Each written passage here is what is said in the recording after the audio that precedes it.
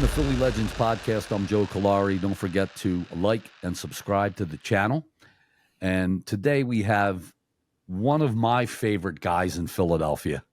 And I had the opportunity to work with him very briefly, but an unbelievable gentleman.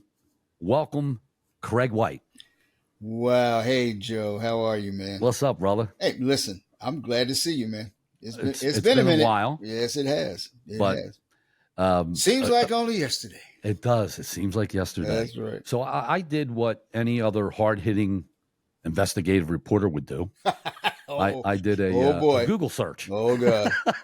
Let's leave out the bad stuff. Now, have you ever done this on yourself? You know what? I haven't. And somebody said to me the other day, asked me the same question. I was like, I have not, and I probably should.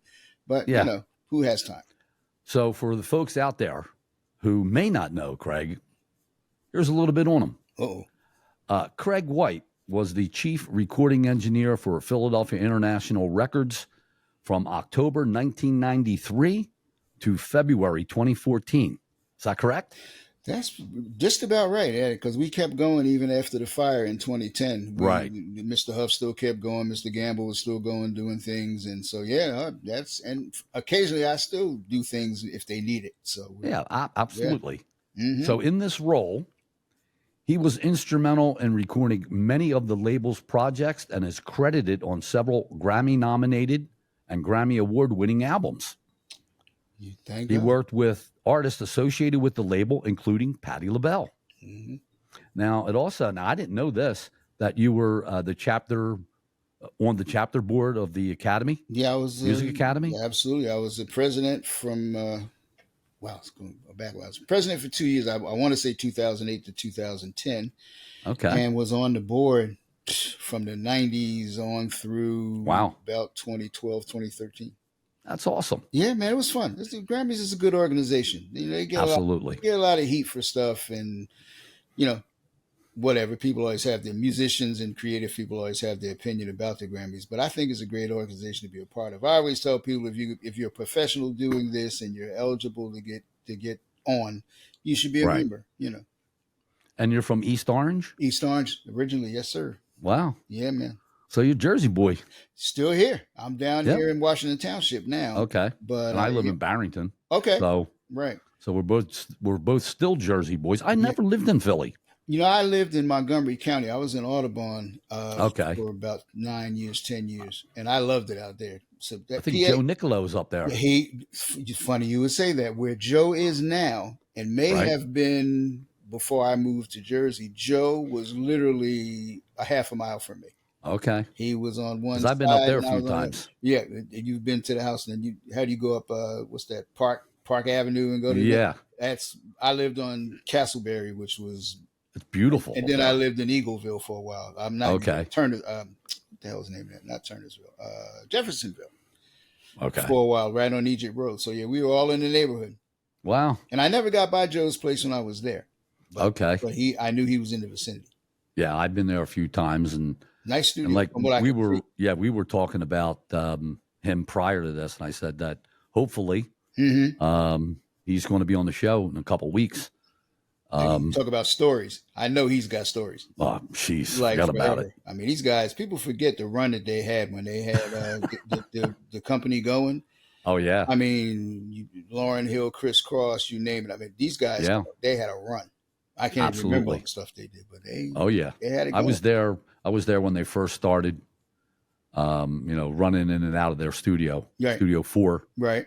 And that was really the first studio I ever went into. Had no idea what I was doing. Okay. Zero. Okay. But they held my hand. I think it was Craig Carruth. I remember that. And Andy. Andy Kravitz. Kravitz. That's it. Another good guy, talented man. He's still at it too, Yeah, absolutely. And he's still doing his thing. He played on my first record. Okay. Yeah, he played percussion and drums, and I was with Doug Grigsby. Oh, Dougie, God rest his dead. Yeah. Yes. That was a rough one when he passed. Yeah. I know, and I mean the things with Doug.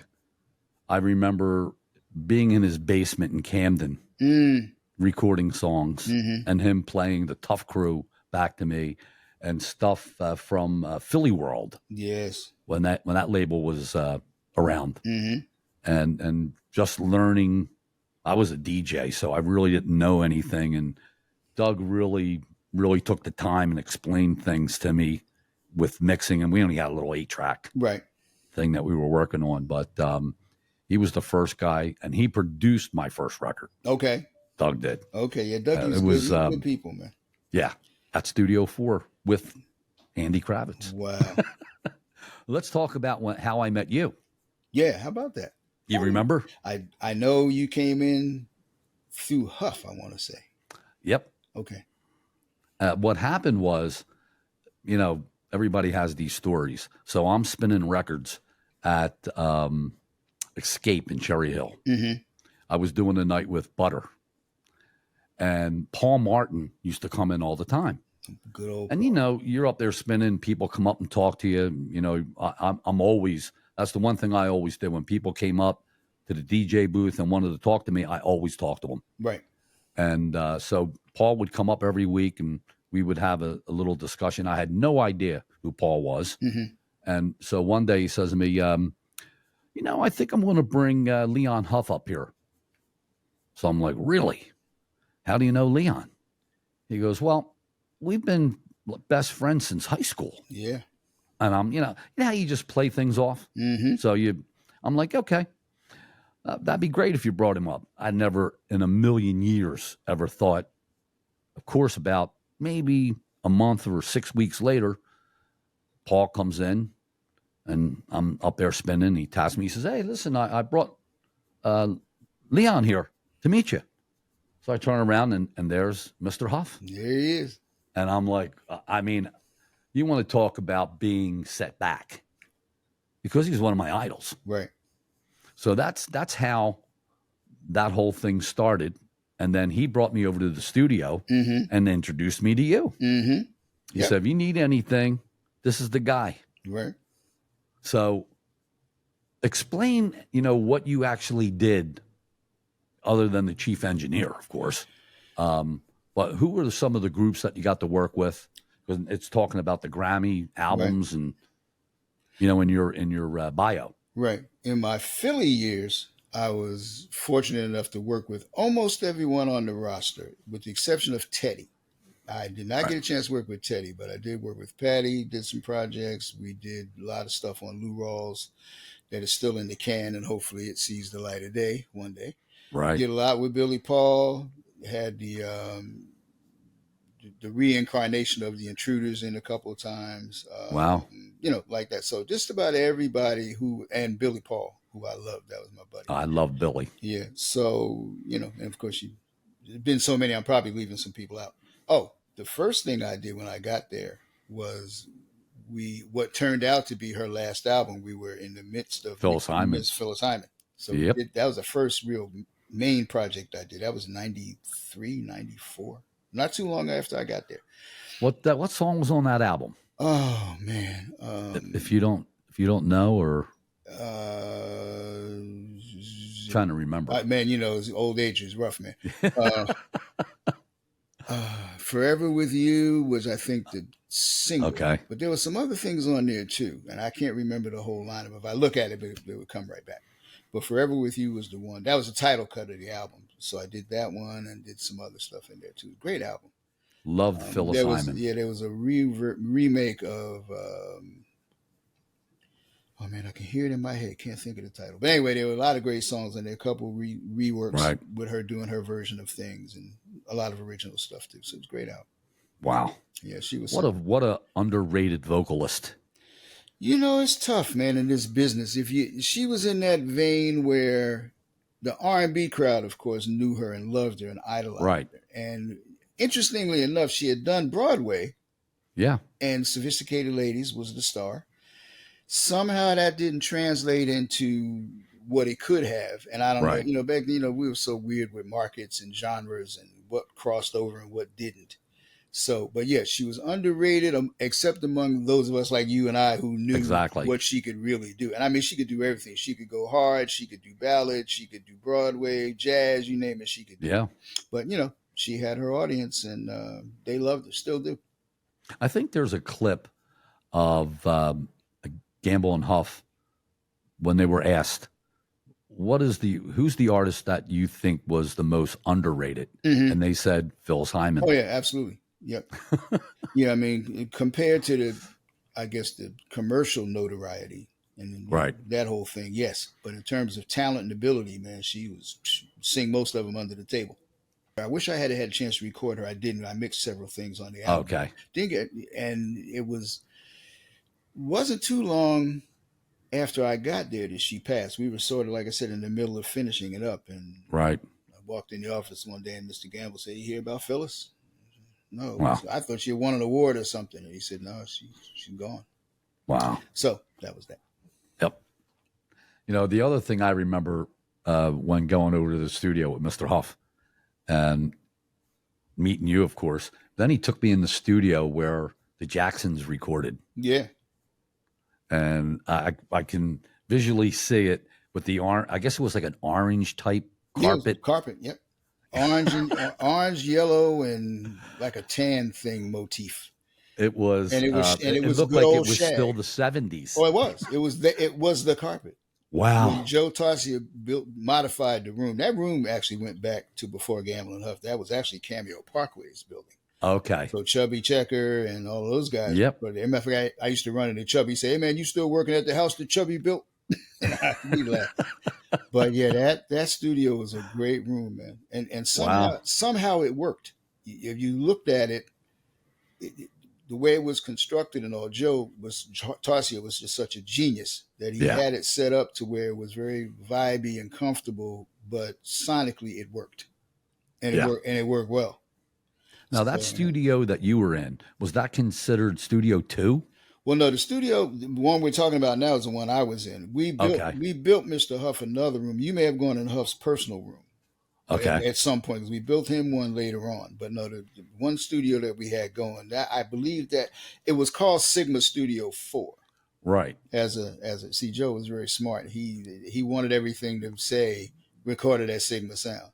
Right. Even though it wasn't 12th Street, it was 309 South Broad. But it was because he was operating it at that time. It was Studio 4. And after he phased himself out, we kept that going because there's no need to not say that. So it turned into Gamble Huff Studios after that, but we kept the Sigma Studio 4 sign up. Right. The reason why I asked that was I was interviewing Tom Moulton. Ah.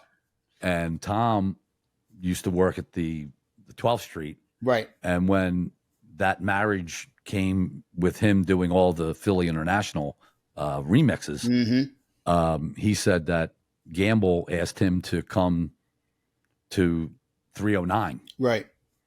And he called it a different studio, but I mean, he blew my mind. Who, Tom? Tom is another level. The stories that he has with the Tramps. Oh yeah. And all the remixes that he did. I mean, you know, my collection and the things that I did in the nightclubs, I basically took his versions and edited them. That's all that I did. Okay. Because they were 17 minutes long. Yeah, exactly. So, you know, in the club, you can't play the song 17 minutes. Right. They were incredible mixes. Oh, yeah. I love the way that he stretched out things and just having the opportunity to talk to him. Mm-hmm. It was, because for me, these are the guys that I looked up to, you know, Gamble and Huff, Tom Moulton, John Madera. Mm-hmm. All these guys played a part in, you know, my developing. Right. And then getting to meet you. I mean, I learn from everyone that I have the opportunity to meet. That's what I try to do.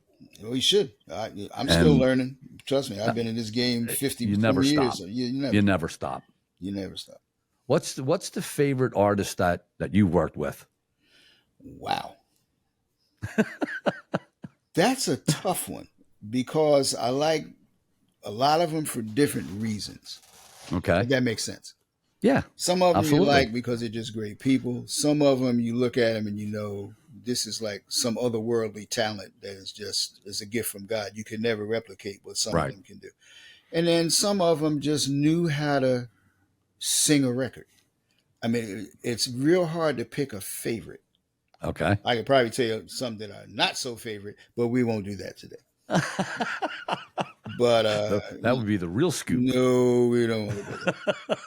But hard to pick a. It really, and I mean, I before my Philly days when I was up in New York doing things, I was on a Celine Dion record. I did Right. an album with Kool and the Gang. A lot of gospel stuff. Mm-hmm. Lot of gospel. Some of the Grammy nominated and Grammy winning stuff was with the gospel artist James Cleveland.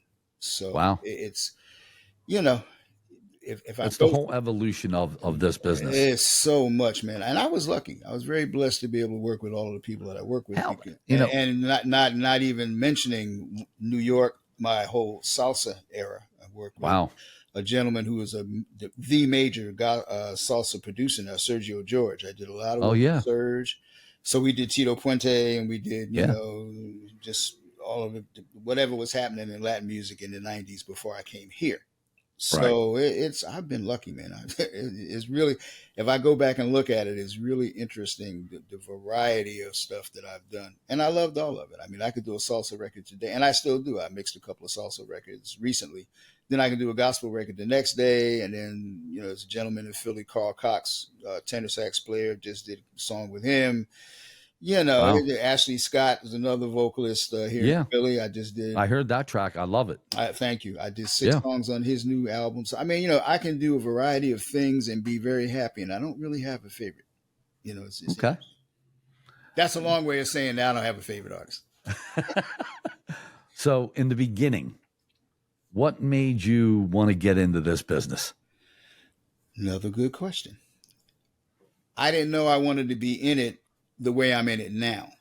Okay. Like a lot of people in my age group, when the Beatles and those kind of people started happening, Yep. I was a trumpet We're player. probably in the same age group. We're close. We're north of 60. We'll just leave it. Oh yeah. We'll leave Absolutely. it. We'll leave it there since Yeah. we're still in this youth oriented business. I'm over mid north of Yeah, 60. I might be right there with you. But I was playing trumpet. Started playing trumpet in fourth grade in school. As we could do then. Unfortunately, that's not. These kids now don't have that advantage of school. I know. And it's sad. That's a whole nother conversation. But started playing trumpet, started doing a little cover band, as a lot of us did. Was a music major in college briefly until the band started doing road trips, and that was the end of college. And I always had an interest in sound as a child. My early memory of one Christmas, I, for some reason, wanted a tape recorder. Have no idea why. I couldn't tell you. Just, God put stuff in your head, and that's what Oh, absolutely. I wanted to tape record, and that's when we had the little little 3-inch little reels with the crystal microphone and the blah blah. And I was recording everything you could record. I was recording stuff off the TV with the mic, sticking the mic out the window, recording birds and cars. And really had no idea, but I was always fascinated with sound. So when I started doing the band thing, somebody had to handle the PA equipment, so that would be me. And I always laugh. I tell people I kind of got known on the circuit for being the guy that played trumpet with the right hand on the valves and working the board with the left hand from stage, with half-ass monitors we could barely hear, but you get a feel for the room and you start knowing what to do. So, and we always recorded rehearsals. We always had a reel to reel. Even before 4-track, we had a 2-track reel to reel. We would always record the rehearsals. We would record gigs if we could, whatever. So by learning and doing, and I'm one of those read the manual guys. If I get a piece of gear before I even touch it, I'm in the book. So, it evolved. So when the road thing and the band thing got tough, got a little bored and a little weary of that thing, I just segued full time into engineering. Wow. And that's how it went. I mean, now you're talking over a 20-year period, but that's kind of how exactly. That's how I ended up. So once I got into business, it was engineering full time. That was it for me. So your first gigs were in New York. First engineering gigs we had studios in Jersey. Okay. The gospel stuff, believe it or not, there was a little studio in East Orange called Okay. Ears. And people who remember that era, Ears was Naughty by Nature, the Fugees before they were the Fugees, and a whole Right. bunch of other people used to come in there and do sessions. The gospel stuff, there was a producer, Milton Bigham, who I worked with, who was the head of Savoy Records, which was the big gospel label at the time. And so I did a lot of work with Milton, and that's how the whole Grammy nominated and Grammy thing happened with that. Okay. So when I left East Orange, I came to Philly. I originally came here to just record, fix Gamble's studio. He had some problems with the studio and some wiring. The console was about to die, and a bunch of stuff. So he had been getting some recommendations, and he asked me what I thought. Okay. And I gave him some recommendations. I took he and Huff up to New York to look at some gear, and they liked it, and we put it in. So basically, I renovated the room and kind of never left. I was going to ask you, how'd you wind up in Philly? But yeah, that's it.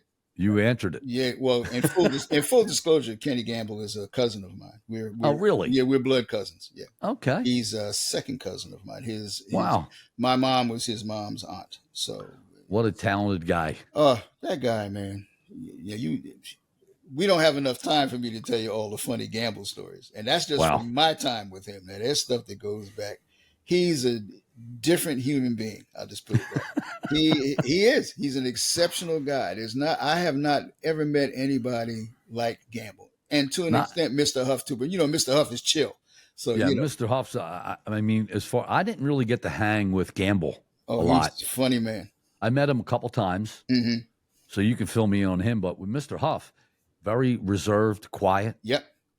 And it was so funny because at that point, I was in Cherry Hill, and I had a little studio in my garage. Right. No air conditioning. Wow. And this is summer, and it's like 95. Oh, man. I mean, it is hot. I was used to working out there. It didn't bother me. And I was working on The Love I Lost. Okay. So he had called me and said, how things going? I said, there's a little part here. I'm probably going to call James Lloyd from Pieces of a Dream to come over and play a part on it that I'm hearing. And he was like, well, where do you live? And I go, I'm in Cherry Hill. He goes, so am I. So it wound up him being probably 2 miles from where I lived. So he's like, well, listen, why don't I just come over? You have a keyboard there? I'm like, yeah. So he's like, well, how about if I come over and just lay a part down? And I'm like, well, I got to tell you, Mr. Huff, it's like 95 in here. It's not pleasant. And he's like, well, how do you think I started, Joe? That's what he said to me. Oh, yeah. And I was like, hey, listen, if you want to come over and sweat. Right. And he came over. Oh, yeah. And I let him in, and I'm thinking to myself, now this was right around the time when they were getting into the Rock and Roll Hall of Fame. Right, okay. As writers and producers. Yep. It was like 2002. Yeah, 2002, something like that. Yes. Yeah, absolutely.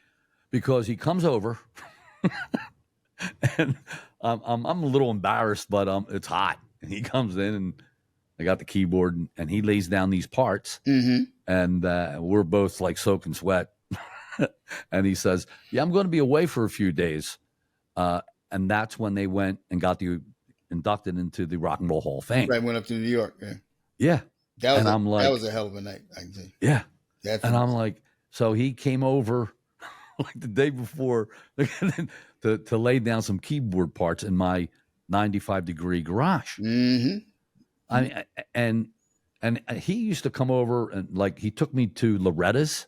Oh yeah, the hi-hat, right? Oh yeah, in Camden. Oh yeah. So he called me up. He said, "Hey Joe, you want to go over to Loretta's? Grace is going to be there. They had a studio over the top. You know what I'm talking about, right?" Yep. And I was like, "Yeah." He came over and picked me up, and we went over, and I mean, it was just an absolute thrill for me as a kid, knowing who Gamble and Huff were, because I was always the kid who had on WHAT and WDAS. And I was big into R&B as a child.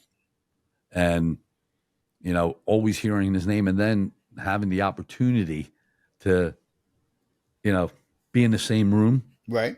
It was just amazing. See, the So thing for about those, you being around these guys all the time. yeah, but the thing about those guys, I was just about to say, what people don't realize, and I guess, public perception is always one thing, but Right. they're regular guys. I Regular mean, guys. they don't roll with the starism. They don't Nope. roll with the I'm so and so. They don't roll like that. They're just regular cats. If Mr. Huff knows there's a keyboard there, he's playing it.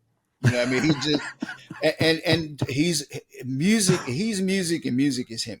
Yeah. Same thing with Mr. Gamble. If there's, Yep. they're all about music. They're about being creative guys. They're about having fun with stuff, and they don't do the pretense and all that. No. Thing. There's no superstar ego with them at all. No, he came over 95 degrees, said, "What did you have in mind?" I gave him, and he just sat, laid it down like. That's him. Killing. And I was like, "We don't need to do anything else. Yeah. I don't want to keep you here." Right. No, but it doesn't take him long, man. Once he hears a song, he came in once or twice, it's done. Yep, it was 20 minutes. Yeah. And sounds right.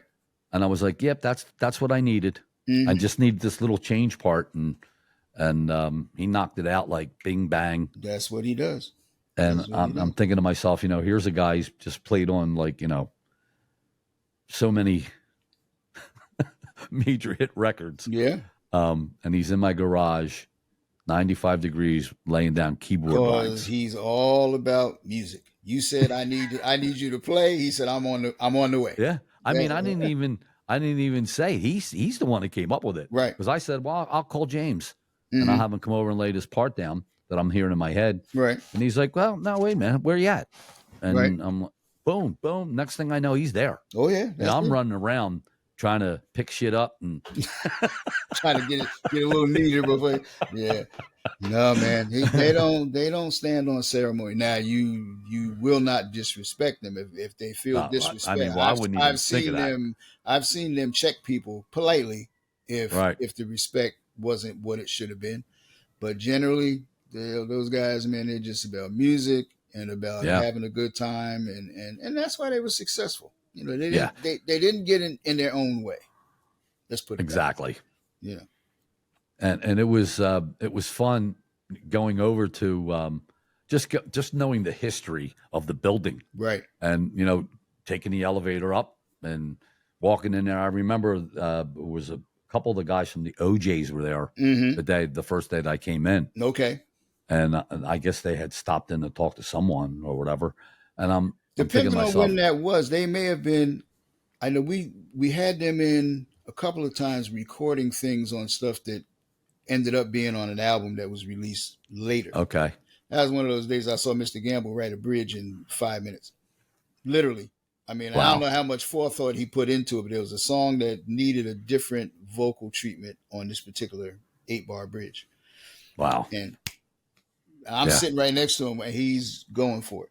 And you just think of the songs they wrote. But man, when you see somebody write a bridge in 5 minutes, insane. That's insane. I mean, and off the dome. Like I said, he may have thought about it prior to that, but I had the impression it was coming to him then. And then he taught it to Eddie, and Eddie learned it in about 4 minutes. And and we cut it. It's crazy. That's insane. I mean, that's stuff like that you just don't see. Like, Eddie's son, Gerald Levert, he was another one. Gerald would come in and 1 or 2 takes, he'd eat the mic up and he'd be done.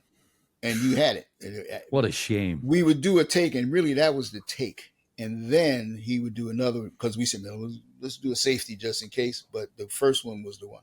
It's crazy. Wow. Crazy talent. You never seen stuff like that. I think I ran into him at Studio 4. Okay. They were doing something with, I think it was the Rude Boys. Oh, all right. With Jim Salomon. Jim, it's my buddy. That's who you should get.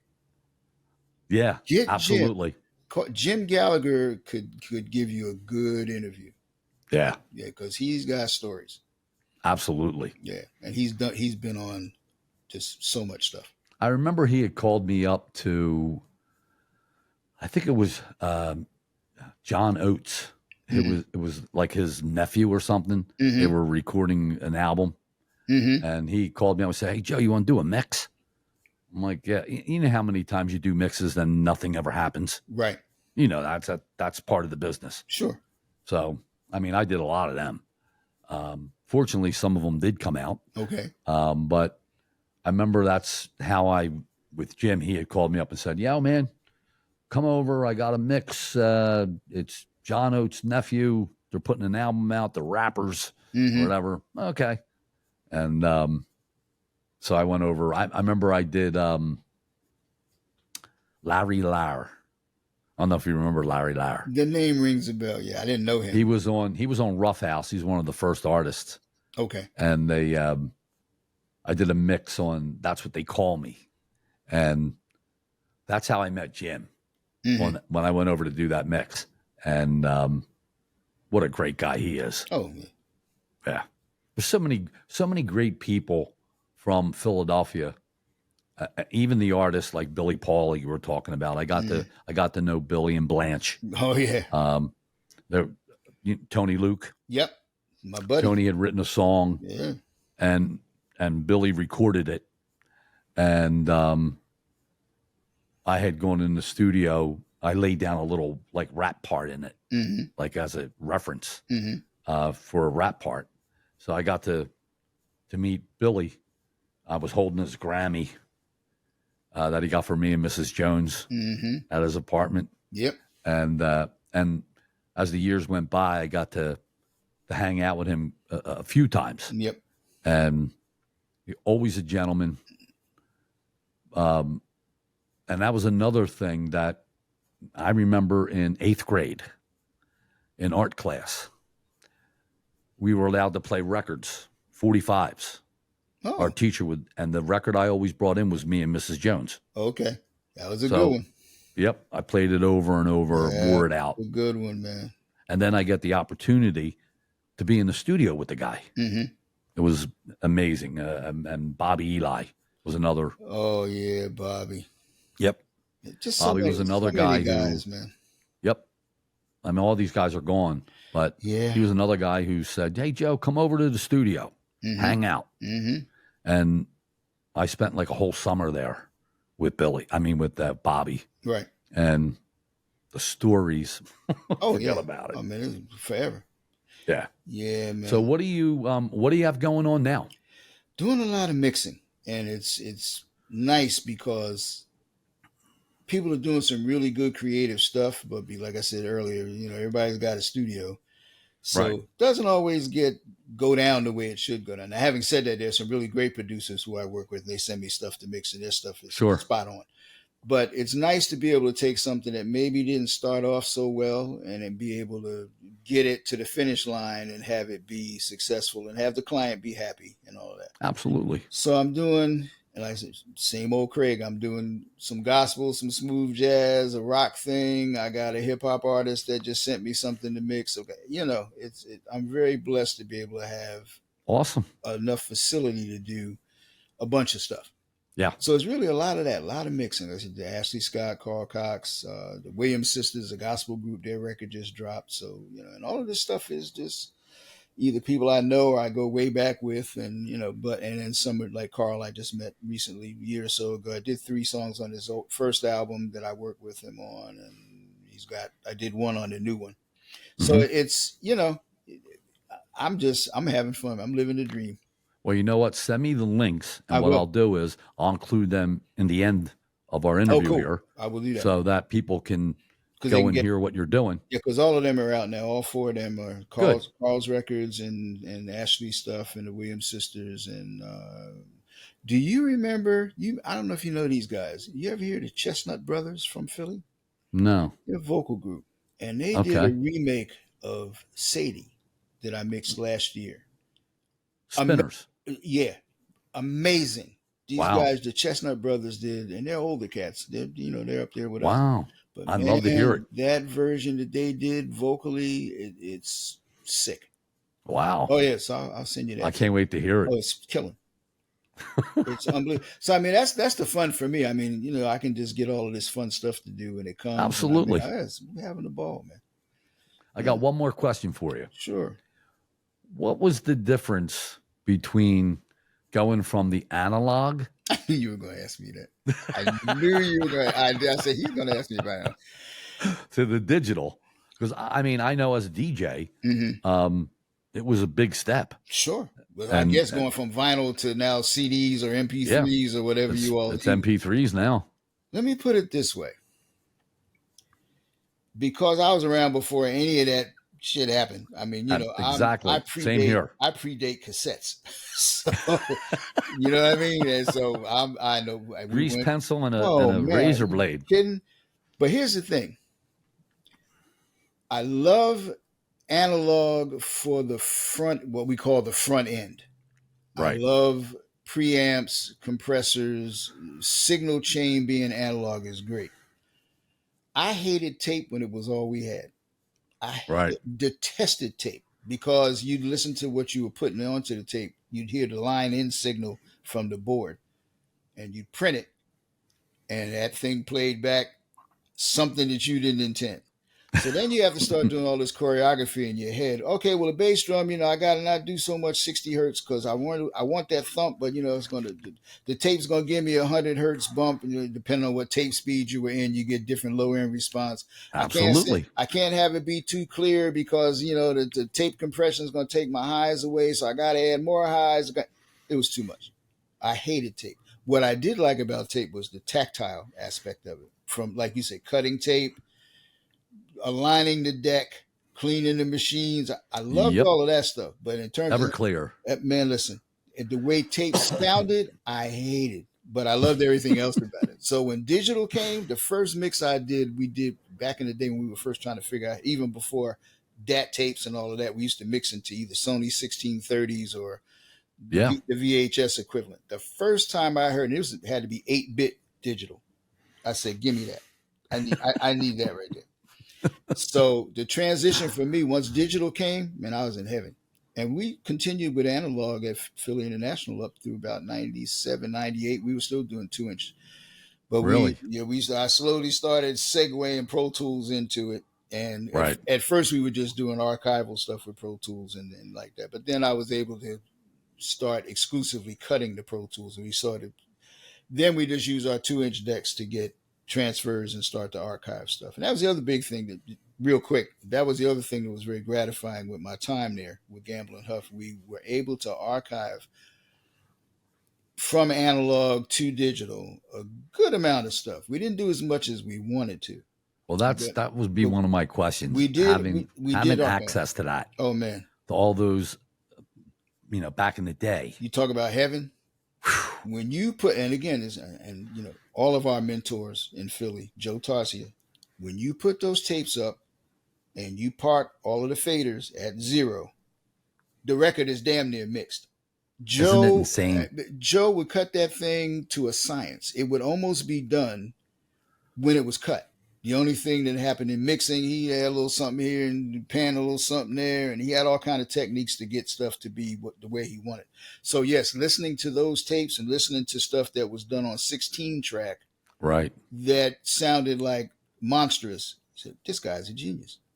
That's insane. He's the secret weapon at all of that stuff. Joe was. Wow. Because he would cut stuff, and then of course he then groomed the whole Jim Gallagher, Peter Humphreys, J. Mark, Arthur Stoppy, all these guys that work with him. I know I'm leaving people out. I can't remember everybody. Yeah. But Joe had a system, and he made sure the cats adhered to a certain standard. And so the product coming out of Sigma was always consistent. Therefore, Gamble and Huff's product was always consistent. And then that led to them getting Elton John and David Bowie and whoever. I was going to bring that up. Oh man, Sigma was and Tina Marie recorded there religiously too. Yeah, absolutely. Everybody. Yeah. Yep. Of course, Tom Bell, who was the third leg of the Mighty Three. Can't leave Tommy out. I mean, Tom Bell. You want to talk about not brought up enough? Yeah. Tom Bell is incredible. And if you look at his track record and the amount of records he's done, he's right up there. I mean, Gamble and Huff, yes. Oh yeah. But Tommy in his world, whole absolutely equal thing. And you talk about a crazy man. John Maduro was telling me that he was good friends with him, and he would pick him up. They both had a hobby of collecting fish. They had fish tanks. So John Maduro said, I would go over and pick up Tom, and we would drive up to the pet store and pick out fish.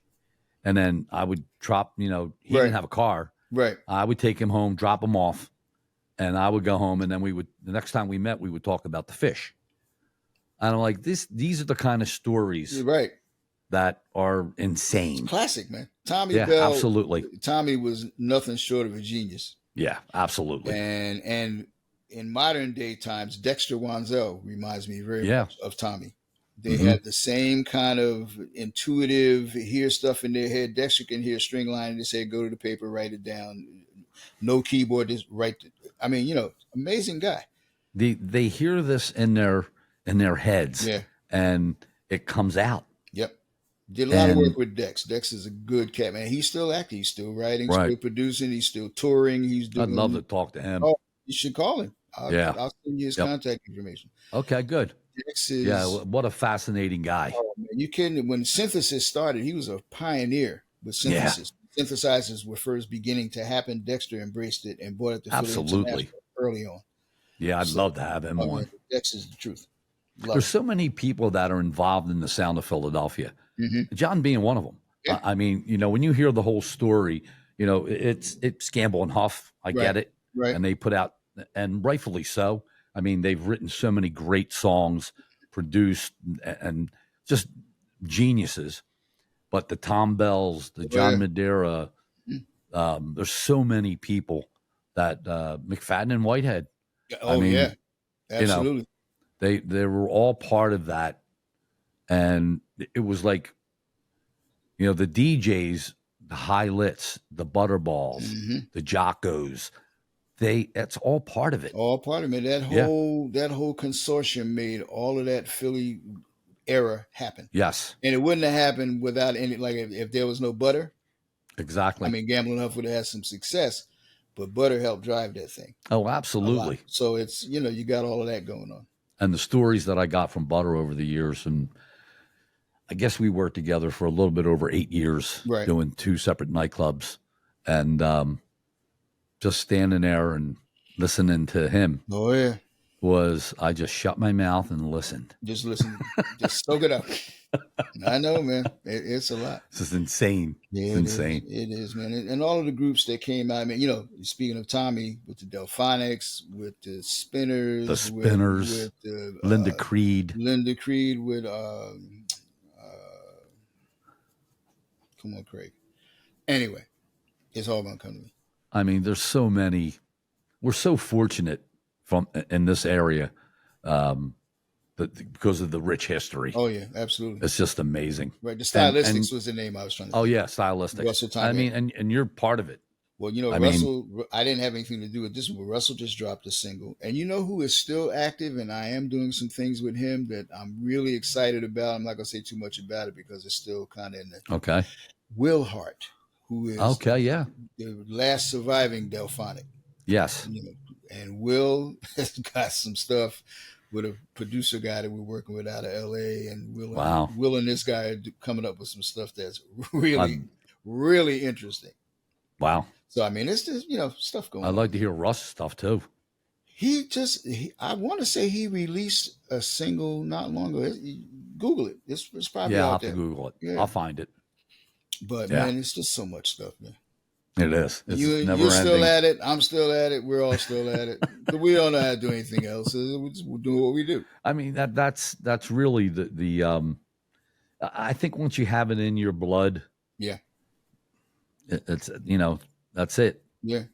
And I mean, that's of what course, you spend the rest of your life doing. Sure, and we all do it because we need to make the money. But if I was like rich, I'd still do it. Oh, absolutely. Because that's just what you do. Yeah, absolutely. And I appreciate the time, Craig. What a great time. Great talking to you. Haven't seen you in a while. I know, man. And I appreciate it. We got to hook up. Yeah, we got to, man. So we're not that far apart. No, we get together. No, we'll talk about that. Yeah, it's good to be with you. It really is. Absolutely. I just I remember in the beginning and how welcoming everybody was. Oh yeah, and just for me, an unbelievable experience that I'll never forget. Neither will I, bud. Trust me. This has been, I look back now, I've been in Philly since 93. So Wow. it's, got a few Yeah. years down here. And it's been a good few years. Yeah. Yeah. I mean, it doesn't sound, when you say, 93, it doesn't sound that long No, ago no, it doesn't. until you start counting the So years. you do the math, right? And you say, Yeah. "Well, wait a minute." Say, oh, it's been a while. It's just amazing. I mean, for me, everything seems surreal now. Right. And a lot of the things that I got to experience, if I wasn't there, I wouldn't believe it. That's true. That's true. So, And when I talk to people like you and you ask me questions and it brings back stuff that as you age, you don't need it in the forefront. It right. goes away. You know what I mean? So when Exactly. when you bring up things and you say, wow, yeah, okay, yeah, we did do that. I remember that. We did that. So yeah, you're right. It brings up a lot. It's a lot of Unbelievable. fun. Yeah, man. I appreciate the time. Thank you so much. Thank you, Joe. And I look forward to running into you. Yeah, we got to do it. I want to hear some of your stuff that you're doing. I'll send you some links, and we've got to get together. And if you're down this way, you stop by the studio here and absolutely blow your ears out. I'm ready, man. I know you are. These ears are already blew out, so it doesn't matter. Man, tell me about it. I'm glad I can still hear above 10K. It's amazing. Well, thanks again, Craig. I You're appreciate welcome, it. buddy. Thank you. Have a great day. You too, Joe. Thanks. All right. Bye-bye. Right.